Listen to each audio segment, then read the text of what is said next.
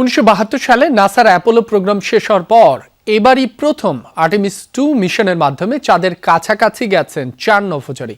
মার্কিন মহাকাশ গবেষণা সংস্থা নাসা পরিচালিত আর্টেমিস প্রোগ্রামের লক্ষ্য চাঁদের দক্ষিণ মেরুতে একটি স্থায়ী ঘাঁটি স্থাপন করা। তবে প্রশ্ন উঠেছে, এই স্থায়ী বসতি গড়ার থেকে এখনো কতটা দূরে রয়েছে আমরা? লেস অয়েল অ্যাবজর্ব করে আপনার পরিবারকে রাখে হেলদি। ফুড গ্রেড ম্যাটেরিয়ালে তৈরি যমুনা কুকওয়্যার।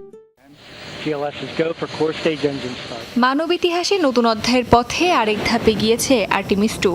4 নভোচারী চাঁদের অন্ধকার দিক ঘুরে পৃথিবীর সবচেয়ে দূরবর্তী মানব যাত্রার রেকর্ড গড়েছেন। পরবর্তী আর্টেমিস 4 এর ভিত্তি তৈরি করেছে এই মিশন, যেখানে 2028 সালে ফের চাঁদের মাটিতে নামার পরিকল্পনা রয়েছে তাদের। তবে চূড়ান্ত লক্ষ্য চাঁদে স্থায়ী ঘাঁটি গড়া। আর্টেমিসের সাফল্যের পর প্রশ্ন উঠেছে, চাঁদে স্থায়ী বসতি স্থাপনের জন্য আর কত দেরি? সবকিছু নির্ভর করছে বাজেট আর রাজনৈতিক সদিচ্ছার উপর। প্রযুক্তি আমাদের হাতে আছে, পর্যাপ্ত অর্থ থাকলে 1-2 বছরের মধ্যেই চাঁদে বসতি করা সম্ভব। যুক্তরাষ্ট্রের লক্ষ্য 2028 সালের মধ্যে চাঁদে মানুষ পাঠানো। অন্যদিকে 2030 সালের আগেই এটি করার পরিকল্পনা করছে চীন। চাঁদে মানব বসতি শুধু প্রতীকী নয়, এটি হতে পারে ভবিষ্যৎ অর্থনীতি ও বিজ্ঞানের নতুন দিগন্ত।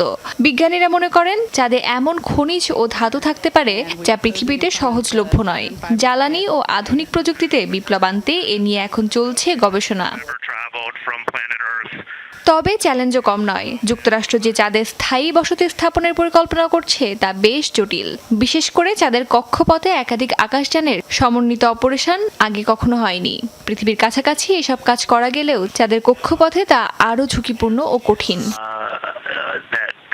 চাঁদের দক্ষিণ মেরুকে ঘাঁটি স্থাপনের জন্য সবচেয়ে সম্ভাবনাময় ধরা হচ্ছে, কারণ সেখানে বরফের আকারে পানি থাকার সম্ভাবনা রয়েছে, যা পানীয় জল, অক্সিজেন এমনকি জ্বালানি তৈরির জন্য গুরুত্বপূর্ণ।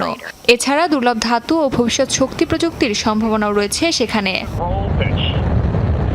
বিশেষজ্ঞরা বলছেন, চাঁদই হতে পারে গভীর মহাকাশ অভিযানের প্রথম ধাপ। সেখানে স্থায়ীভাবে থাকা এবং স্থানীয় সম্পদ ব্যবহার শেখার পরই মানুষ তাকাবে মঙ্গলের দিকে। তবে সেই লক্ষ্য এখন অনেক দূরের। অস্মিতা বিশ্বাস, যমুনা নিউজ।